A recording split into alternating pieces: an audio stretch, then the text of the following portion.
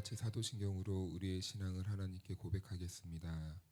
나는 전능하신 아버지 하나님, 천지의 창조주를 믿습니다. 나는 그의 유일하신 아들 우리 주 예수 그리스도를 믿습니다.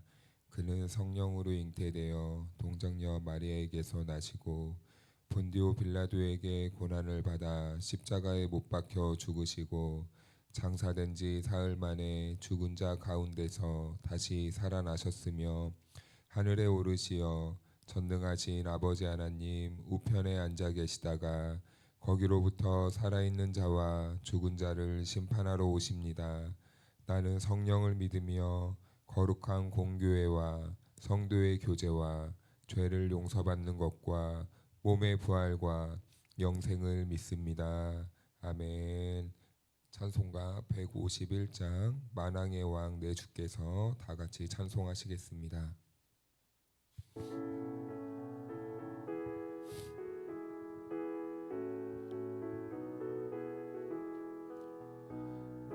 만왕의 왕 내 주께서 왜 고초당했나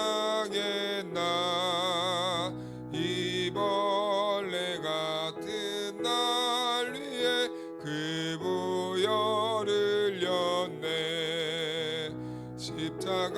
십자가 내가 처음 볼 때에 나의 맘에 큰 고통 사라져 오늘 믿고서 내 눈 밝았네. 참 내 기쁨 영원하도다. 주 십자가 못 박힘은 속죄함 아닌가. 그 긍휼함과 그 은혜 말할 수 없도다. 십자가 내가 처음 볼 때에 나의 맘에 큰 고통 사라져 오늘 믿고서 내 눈 밝았네. 참 내 기쁨 영원하도다.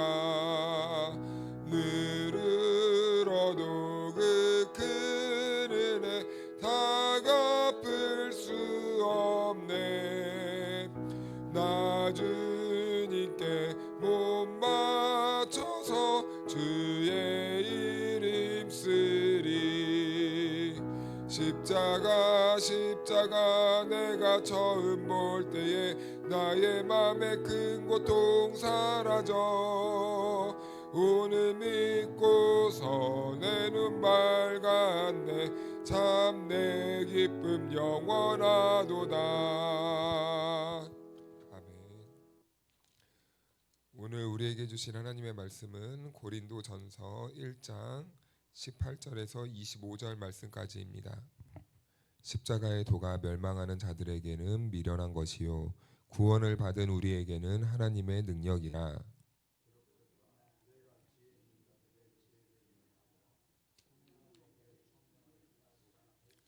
지혜 있는 자가 어디 있느냐, 선비가 어디 있느냐, 이 세대의 변론가가 어디 있느냐. 하나님께서 이 세상의 지혜를 미련하게 하신 것이 아니냐.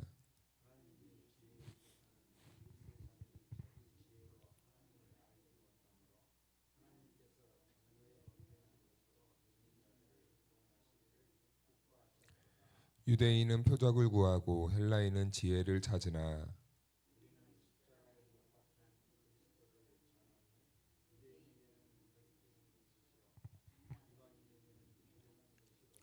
오직 부르심을 받은 자들에게는 유대인이나 헬라인이나 그리스도는 하나님의 능력이요 하나님의 지혜니라.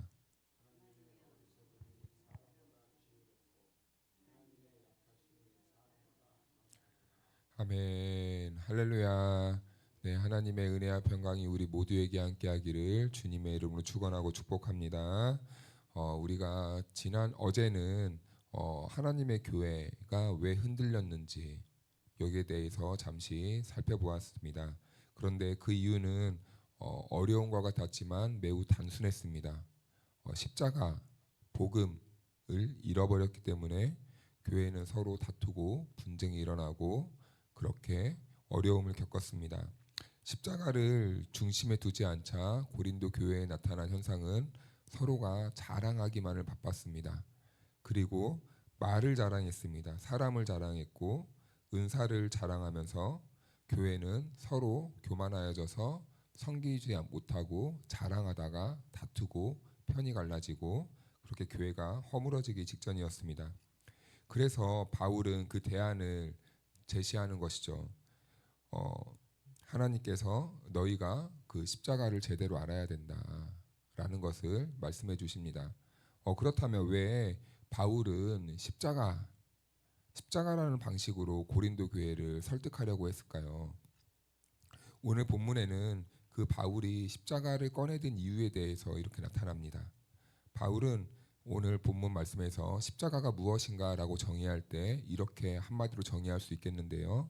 십자가는 하나님의 지혜다라는 것을 말씀해 주고 있어요. 십자가는 하나님의 지혜다. 바울은 먼저 분명하게 말하죠. 18절 말씀을 보니까 십자가의 도가 멸망하는 자들에게는 미련한 것이요 구원을 받는 우리에게는 하나님의 능력이라. 아멘.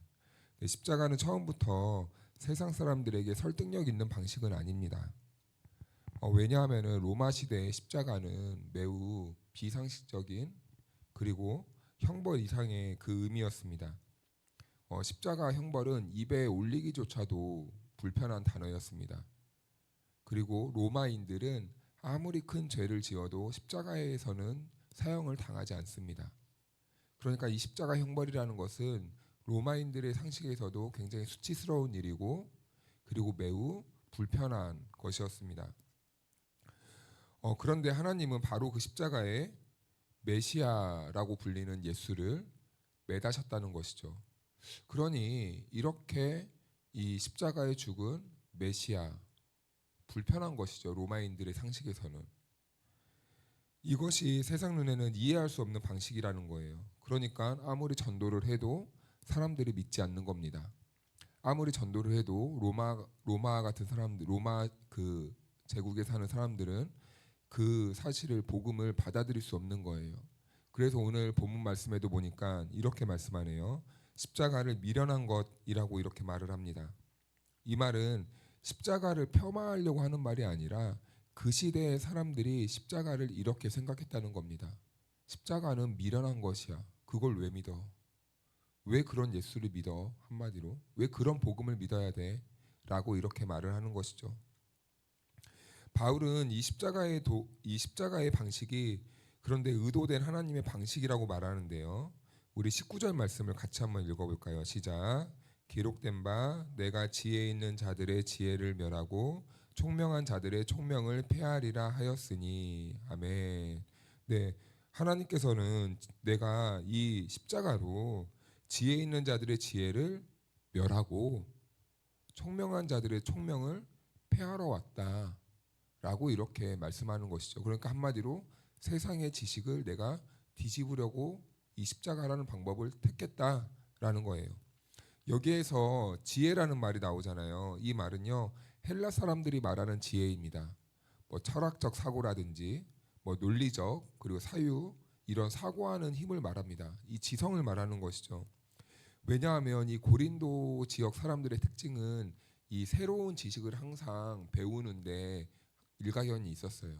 새로운 지식에 대한 탐구심이 굉장히 깊었습니다. 그래서 항상 이 지혜를 뭐 우상 숭배하듯이 떠받들고 있었어요. 지혜가 최고다. 지식이 최고다. 그러니까 이 사람들의 특징은 항상 더 새로운 지식을 갈구했고 그리고 더 논리적이게 말하려고 했고 더 설득력 있게 이렇게 수사학의 발전했던 것입니다. 그런데요, 하나님은 이 인간의 지혜로는 하나님을 알 수 없도록 하셨다고 말씀을 하네요. 세상이 추구하는 그 방식으로는 하나님의 방식을 이해할 수 없다라고 이렇게 말을 하는 거예요. 하나님의 그 마음, 하나님의 방식을 이해하기 위해서는 십자가다라는 것을 말해주는 거예요. 그래서 21절에 이렇게 말합니다. 상반절을 먼저 보면요. 하나님의 지혜에 있어서는 이 세상이 자기 지혜로 하나님을 알지 못하므로. 네, 하나님의 지혜는 인간의 지혜로는 알 수 없다라는 겁니다. 세상의 지혜로는 알 수 없다라는 거예요. 이것은 인간을 무시하는 것이 아닙니다. 오히려 인간을 정확하게 아는 말씀이죠. 우리가 가진 지식으로는요, 아무리 하나님을 알고 싶어 해도 알 수가 없습니다.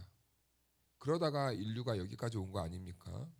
도덕적으로 하나님을 알고자 해도 안 되고, 철학으로 하나님을 알고자 해도 안 되고, 여러 종교의 가르침을 가지고 신을 알고자 해도 안 됐습니다.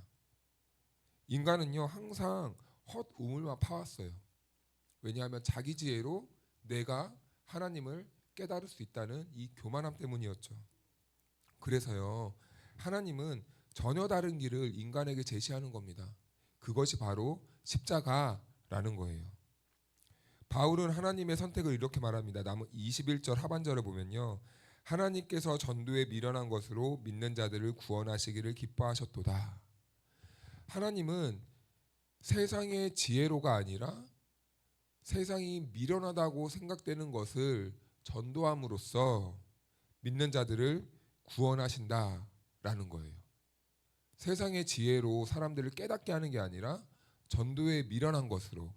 자, 그러면 전도의 이 미련한 것은 무엇입니까? 바로 예수 그리스도의 십자가를 말하는 겁니다. 한마디로 하나님께서는 너희들이 미련하다고 하는 그 예수 그리스도의 십자가로 인하여서 내가 믿는 자들을 택하고 부르고 구원할 것이다 라고 이렇게 말하는 거죠. 그래서요, 전도는요, 이 세상이 말하는 어떠한 이 논리적인 설득력으로 우리가 그 사람을 돌이킬 수 있는 게 아니에요. 우리는 착각합니다. 우리는 나의 말기술과 나의 실력으로 전도할 수 있다고 믿는 경우가 있어요. 이것은 이 고린도 교회 사람들이 추구했던 이 사고 방식입니다. 내가 말로 저 사람을 굴복시키고 이해시키면 우리는 하나님을 믿겠지라고 생각하지만 아닙니다. 절대 안 믿어요. 절대 믿을 수가 없습니다. 이것은요, 우리의 인간의 방법이 아니라 하나님이 하셔야 되는 영역이기 때문이에요. 이것은 성령 하나님이 미리 그 사람의 마음을 열어놓고 복음이 뿌려졌을 때 그 복음이 그의 심령 안에 뿌리 내릴 수 있도록 하셔야 그 사람이 생명을 얻고 구원을 얻는 자리에 나오는 것이지, 우리가 아무리 나의 지혜와 나의 능력으로 복음을 설득하고 이해시키려고 해도 안 된다라는 거예요. 그래서 전도도요, 기도로 시작해서 기도로 마쳐야 됩니다. 전도하기 전에 기도하고 나가고, 전도하면서도 기도하는 마음으로 뿌리고, 그리고 전도하고 돌아와서도 내가 만났던 사람들의 얼굴들을 이렇게 한 번씩 이렇게 스케치하면서 하나님 오늘 저 사람들에게 복음을 뿌렸는데 뿌리를 내릴 수 있도록, 언젠가는 뿌리를 내려 하나님께 돌아올 수 있도록 인도해 주십시오. 기도와 기도로 끝마치는 이러한 우리는 기대밖에 할 수 없는 것이죠. 왜냐하면 하나님이 하셔야 되기 때문이에요. 하나님이 하셔야 되기 때문이에요.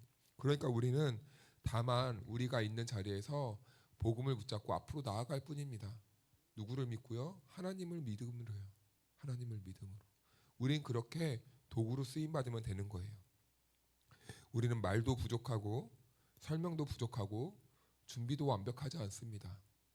사람들 앞에 서면요, 우리는 이것만 느낄 거예요. 난 이거밖에 안 되는구나. 나는 이렇게 이 사람들 앞에서 완벽하지 못하구나. 그리고 우리가 복음을 전할 때 뭐 가지고 나가는 거 해봐야 뭐 얼마나 대단한 걸 가지고 나갑니까? 세상은 뭐 많은 돈을 투자해서 사람들을 끌어모으고 자기 편 만드는데 막대한 돈을 사용하는데, 우리는 기껏 해봐야 전도지 한번 이렇게 돌리고 물티슈 하나 이렇게 해봤자 한 150원 정도밖에 안 됩니다. 우리는 그럼에도 불구하고 그것을 매개로 삼아서 사람들에게 복음을 전하려고 복음을 전하는 거예요. 누구를 믿기 때문에 그렇게 하는 거예요? 하나님을 믿기 때문에 우리는 그렇게 하는 겁니다. 나에게 가진 것이 없어도 나에게 있는 이 복음의 가치가 너무 소중하기 때문에 우리는 그렇게 미련한 행동을 계속하는 것이죠. 그런데도요, 하나님은 신기하게도 우리가 뿌렸던 그 자리에서 믿는 자들을 더하신다라는 거예요. 여러분들, 우리는 지금 여기에 이렇게 한 분 한 분 나와 계시는데요, 여러분들이 어떻게 여기까지 나오셨습니까? 돌이켜보면 하나님의 은혜 아닙니까?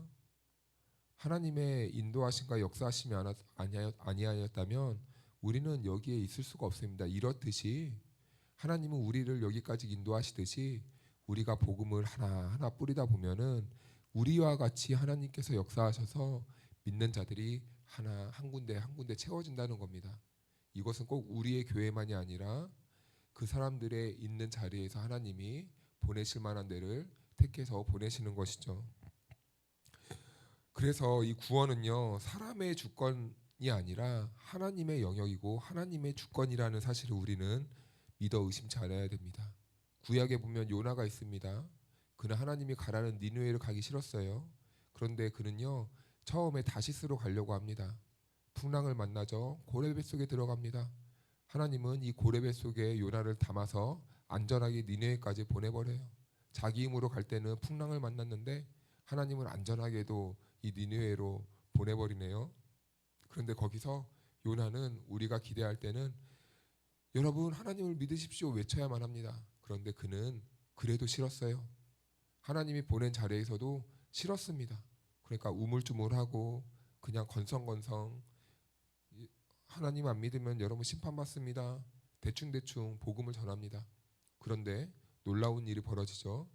그의 의지와 그의 생각과 그의 방식과 상관없이 니느웨 사람들은 왕부터 가축까지 다 회개하고 왕이 선포를 하죠. 금식을 선포하고 하나님께 회개해라 선포를 해버립니다. 여러분 이것이 하나님이 하시는 방식이라는 겁니다. 아무것도 조건도 필요 없고 유창한 설명이 없었어도 그는 하나님을 소극적으로 전했어도 하나님은 그것을 통해서 역사하셨다라는 것입니다. 이것이 바로 하나님의 방식이라는 겁니다. 바울은 당시 사람들의 대표적인 반응을 이렇게 정리하는데요. 22절을 보니까 유대인은 표적을 구하고 헬라인은 지혜를 찾으나, 유대인은 능력의 증거를 보여달라라고 했습니다. 그리고 헬라인들은 지혜를 이해 가능한 지혜를 나에게 들려달라 이렇게 말합니다. 그러나 하나님은 그 둘 다 만족시키는 길을 택하지 않았어요. 능력과 지혜가 아닌 23절에 보니까 다른 길을 보여주시는데요. 우리는 십자가에 못 박힌 그리스도를 전하니 유대인에게는 거리끼는 것이요 이방인에게는 미련한 것이로되. 십자가는 유대인에게는 걸림이었습니다. 그리고 헬라인에게는 조롱의 대상이었어요. 그러나 여기에서 바울은 매우 중요한 전환되는 말을 하는데요. 24절 보니까 오직 부르심을 받은 자들에게는 유대인이나 헬라인이나 그리스도는 하나님의 능력이요 하나님의 지혜니라. 아멘. 십자가는 모든 사람들에게 동일하게 보이지 않습니다. 부름을 받은 자에게만 그 십자가는 다르게 보이고 특별하게 보이기 시작하는 거예요. 어떤 이에게는 미련한 것이지만요, 어떤 사람에게는 그 십자가가 보화로 보인다는 겁니다. 바울은 그래서 말합니다. 하나님의 능력과 하나님의 지혜는 어떤 개념이 아니라 한 분이신데 그분은 바로 예수 그리스도다라는 거예요. 능력의 반대는요, 단순히 약함이 아닙니다. 우리는 능력, 힘의 반대는 약함이라고 생각할 때가 있어요. 그런데요, 그것은 실효성이 없다는 겁니다. 열매가 없다는 거예요. 그리스도 밖에 삶은요, 우리가 눈으로 볼 땐 아무리 성공한 것처럼 보여도 그리스도 밖에 있는 인생은 다 망한 인생이라는 겁니다. 성공하지 못한 인생이라는 겁니다. 그래서요, 십자가 안에 있지 않고 십자가 밖에서 아무리 건강하고 십자가 밖에서 아무리 돈이 많고 십자가 밖에서 아무리 좋은 직장과 내가 많은 것을 누리고 있어도 그것은 아무런 의미가 없다라는 거예요. 결국엔 우리가 하나님 앞에 섰을 때는 아무것도 남기지 못하는 인생이다라는 겁니다. 그래서 마태복음에서 주님은 우리의 부활을 어디에 쌓으라고 하십니까? 하늘에 쌓으라. 거기는 썩지도 않고 동록도 없고 상하지 않는다. 이렇게 말씀을 하시는 겁니다. 그래서 우리는 십자가 앞에 서면요, 우리의 인생이 이제는 전혀 다른 인생으로 방향으로 나아가게 되는 거예요. 그래서 베드로전서 2장 7절에 이렇게 말합니다. 그러므로 믿는 너희에게는 보배이나 믿지 아니하는 자에게는 건축자들이 버린 그 돌이 모퉁이의 머릿돌이 되고. 아멘. 같은 십자가예요. 같은 그리스도예요. 그러나 보는 눈이 다릅니다. 서로 보는 눈이 다르다는 거예요. 이것이 바로 은혜라는 겁니다. 이 볼 수 있는 눈을 주신 것이 바로 하나님의 은혜라는 거예요. 마태복음 13장에서는 밭에 감추인 보화 이 비유가 나오거든요. 제가 44절 한 구절만 읽어드리겠습니다. 천국은 마치 밭에 감추인 보화와 같으니 사람이 이를 발견한 후 숨겨두고 기뻐하며 돌아가서 자기의 소유를 다 팔아 그 밭을 사느니라. 아멘. 그 밭에서 많은 소작농들이 한 주인의 밭을 갈고 있습니다. 그런데요, 많은 사람들 중에서 어떠한 사람이 그 보화를 발견해요. 그런데요, 그 보화는 이동했던 그 보화가 아니에요. 숨바꼭질하는 보화가 아닙니다. 항상 그 자리에 있었어요. 그런데 그 많은 사람들 중에 갑자기 어느 날 그 보화가 보였다라는 겁니다. 그 사람의 눈에만 보였어요. 이것이요, 조건 없는 하나님의 은혜라는 거예요. 우리도 일상을 평범하게 살아갑니다. 그런데요, 우리들에게 은혜로 찾아왔던 그 순간을 한번 돌아보십시오. 예고 없이 어느 날 갑자기 나에게 슬그머니 물끄러미 밀려오는 거예요. 그런데 평상시에는 한 귀로 듣고 한 귀로 그냥 흘려보냈던 이런 복음의 언어가 어느 순간 내 마음을 흔들기 시작하는 겁니다. 정말 그러했을까? 정말 그러한가? 이 질문 하나가 나를 하나님께로 인도하게 되는 것이죠. 복음의 능력이고 하나님의 은혜라는 것입니다. 저는 가끔 저에 대해서 이렇게 말씀을 드립니다. 저도요, 정말 안 믿겠다고 뭐 거의 반작정을 했었어요. 그런데요, 하나님의 은혜는 참 신기합니다. 한마디 한마디 던져진 그 말 한마디가 마음을 두드려서 돌 같았던 그 단단한 이 욕심과 내 육체적인 이 생각들을 다 균열을 일으키고 그 틈 사이로 은혜가 들어오니요, 그 믿지 않겠다고 결심한 저까지도 믿음의 길로 인도하시는 것이 바로 하나님의 은혜라는 것입니다. 그런데 저만 그렇습니까? 사실은 우리 모두는 모양은 다 달랐지만 다 똑같은 상황 속에 있었습니다. 복음을 들어본 적이 없었어요. 그런데 하나님의 은혜는 문득 나에게 찾아와서 소리 소문도 없이 나를 그냥 이렇게 사랑의 관계로 이끌어 버리는 거예요. 한 번도 경험하지 못했던 그 사랑의 관계로. 그러니 우리가 가만히 있을 수 있겠습니까? 반응할 수밖에 없는 것이죠. 움직일 수밖에 없는 것이죠.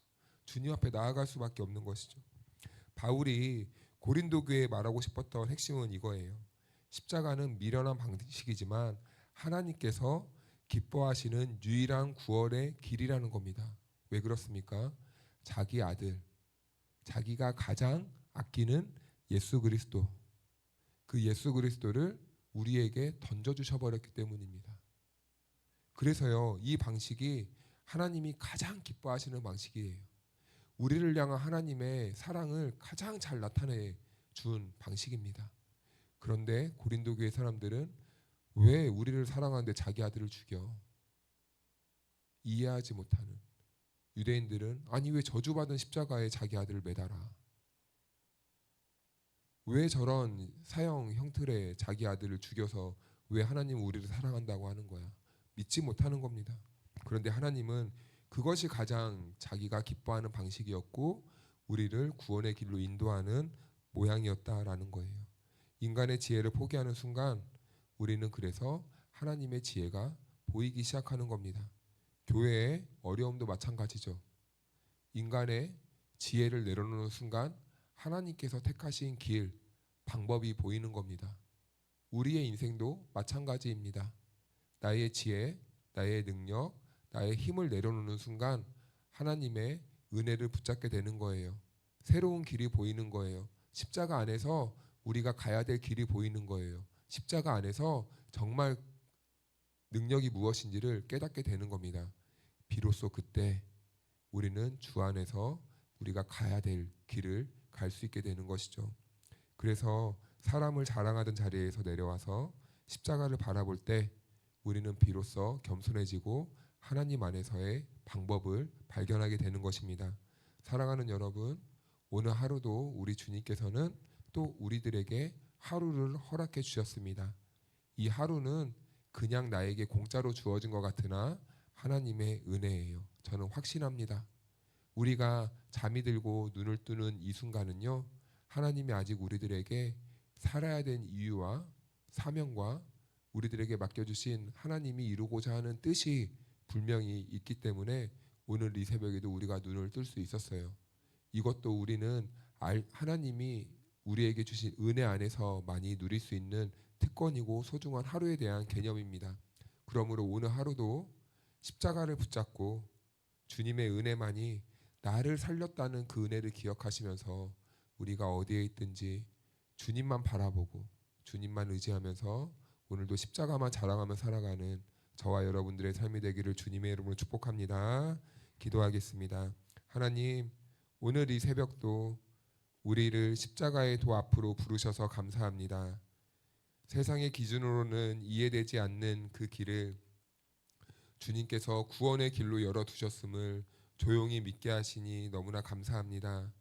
우리의 삶이 복잡해질수록 더 단순하게 십자가를 바라보게 하시고 설명하려고 애쓰기보다는 은혜 안에 머무는 삶이 되게 도와주옵소서.